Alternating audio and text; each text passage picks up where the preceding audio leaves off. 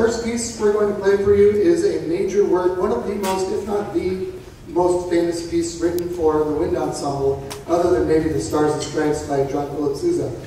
This is Lincolnshire Posy by Percy Grainger. Percy Grainger is a well-respected composer, and you know, in orchestra music, there's a lot of amazing composers throughout town that we've all heard about that have written music for orchestra.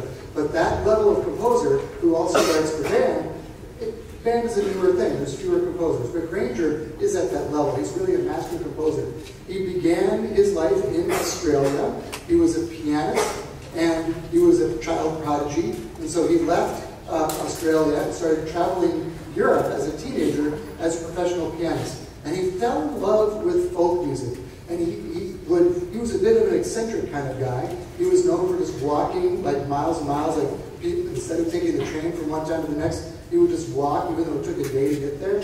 And as he would be on these walkabouts, he would listen to the common people sing their songs. And so this is Lincolnshire Posy is a collection of folk songs. And he doesn't just capture the nuance of the folk melody itself, but he also uses his sort of freedom of composition to capture the personality of the guy that was actually singing each of these different songs. Each of the different songs is very different in style, not just because of the actual song, but because of the person who he recorded singing them. And we're talking about way early 1900s. He used wax cylinders to record these people. And you can actually find the wax cylinder recordings online, and it's a really scratchy sound, and you hear these really interesting, untrained voices doing these songs.